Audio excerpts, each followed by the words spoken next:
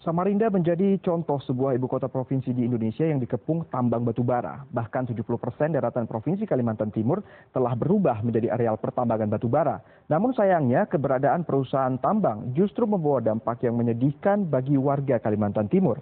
Samarinda kerap dilanda banjir akibat habisnya daerah resapan air. Bahkan provinsi penghasil bahan bakar energi listrik ini masih memiliki desa yang belum mendapatkan akses listrik. Inilah wajah ibu kota provinsi Kalimantan Timur, Samarinda. Banjir kerap melanda permukiman warga meski cuaca sedang cerah. Banjir terjadi seiring bertambahnya tambang batubara di sekitar kota ini. Samarinda adalah ibu kota provinsi yang dikepung pertambangan emas hitam. Seluruh provinsi Kalimantan Timur juga didominasi pertambangan batubara. Dari luas wilayah 12,7 juta hektar, 7,2 juta hektar diantaranya adalah area pertambangan batubara. Artinya 70% daratan Kalimantan Timur adalah area pertambangan. Batubara yang ditambang di Kalimantan Timur sebagian besar diekspor ke beberapa negara seperti Tiongkok dan India. Sementara di dalam negeri, batubara sebagian besar dimanfaatkan sebagai sumber penghasil energi listrik. Ironisnya, sebagai salah satu penghasil bahan bakar sumber energi listrik terbesar, Kalimantan Timur justru belum mandiri listrik. Itulah ironisnya. Kaltim ini seringkali dikatakan sebagai lumbung energi. Kita punya minyak, kita punya gas, kita punya batu bara. Tapi listriknya masih biarpet. Karena listrik di Kaltim masih kurang. Jangankan mandiri dan stabil, listrik di Kalimantan Timur juga belum merata menjangkau masyarakatnya.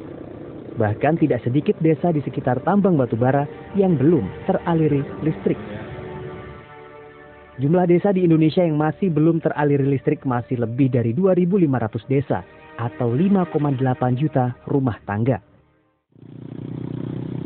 Saya sedang menuju salah satu desa tersebut, Desa Bukit Pariaman, Dusun Berambai.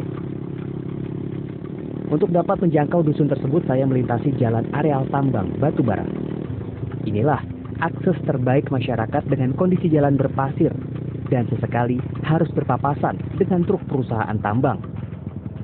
Terletak di salah satu kabupaten terkaya di Indonesia, Kutai Kertanegara, jarak Dusun Berambai hanya sekitar 30 km dari pusat kota. Saya bertamu ke rumah Penayus Boniding, kepala Dusun Berambai. Saat saya mengkonfirmasi mengenai listrik yang belum menjangkau dusunnya, Penayus langsung membenarkannya.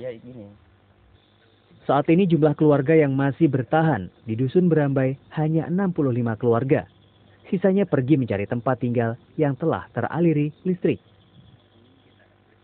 Ya itulah Pak, kalau kita nih Pak ya, kemungkinan kalau kita ini mendapatkan bantuan dari baik pun pemerintah, biarpun baik pun perusahaan, maksudnya kita tuh kan kesini tuh kan ya bukan kita mau cari yang senang-senang ya Pak ya, istilahnya kalau kita pulang sore ada lampu. Nah di kekurangan itu Pak, karena ya alasan orang yang meninggalkan di sini nih mau keluar itu ya itulah Pak, lampu tidak ada, air tidak ada, karena airnya kan sudah tercemar oleh perusahaan.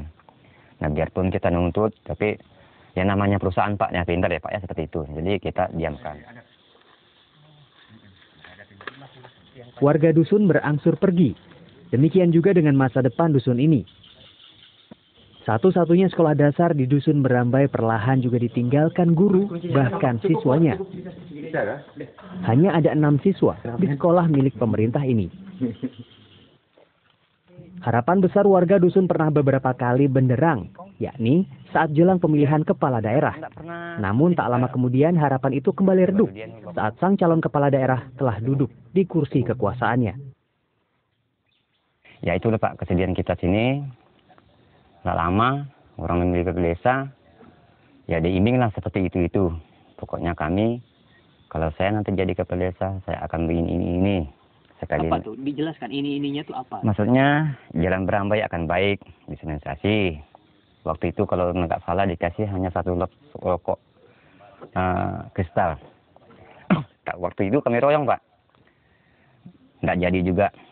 Naik lagi satu kepala desa, diiming seperti itu juga. Bertahun-tahun harapan warga meredup seperti dusun mereka saat matahari perlahan tenggelam. Saat malam tiba, dusun Berambai dipeluk gulita.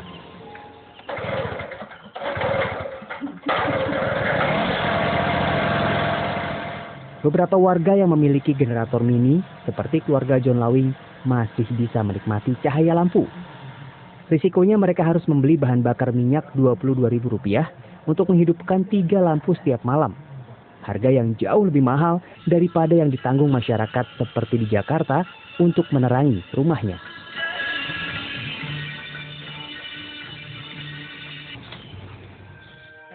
Sementara warga lain yang tidak memiliki generator sudah terbiasa menikmati malam dengan pelita atau lampu minyak.